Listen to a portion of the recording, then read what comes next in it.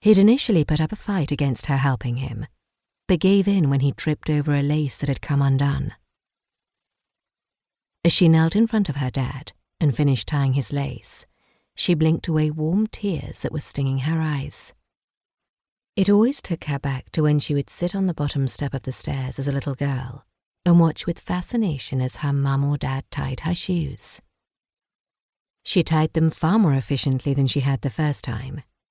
That had been a strange experience. Not just the physical tying of the laces effectively in reverse to what she was used to, but the reversed roles. She was now the parent. With shoes on, he was ready to take the slow walk over to the doctor's surgery. That element of the job could not be rushed, and she had to walk at his speed. With every short step, though, she fought the urge to lift his small frame and carry him over the road. They arrived at the surgery with 1 minute to spare. Anna almost gave herself a celebratory slap on the back, but reminded herself that unless she was back at work on the hour, there was no praise to be had. With timing in doctor's surgeries a law unto itself, everything was still left to play for. Anna left her father to find a seat, whilst she queued at reception. It was a stark contrast to her previous surgery in the city, where you acknowledged your arrival on a touchscreen. She used the moment to try and calm her nerves, taking deep breaths in and muted breaths out for fear of upsetting the person in front of her. It had been on a visit 4 months ago that she realized her dad's health wasn't what it had been. He had markedly slowed down, beyond what aging would do to a healthy person. His speech, thoughts, and movements had changed, and a shaking in his hand had confirmed her suspicions that, neurologically, all was not well. She had chastised herself for not visiting more often. Life had taken over, as it always seemed to. Her girlfriend at the time, Jessica, hated the countryside and spent most evenings clubbing. There wasn't a club within 50 miles of Nunswick, and the village only had one pub, which was frequented by the over 50s. Jessica was a few years younger than herself, and Anna couldn't blame her for holding on to her youth, but she had found herself struggling to keep up with her.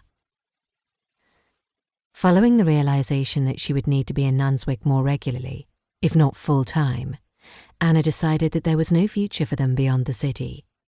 She packed in her much-loved job as a researcher at the National Archives, broke up with Jessica, and moved back home.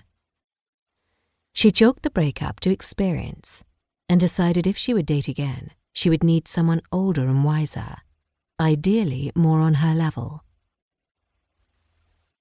Reaching the front of the queue, a snooty receptionist informed her that the doctor was running about 10 minutes behind.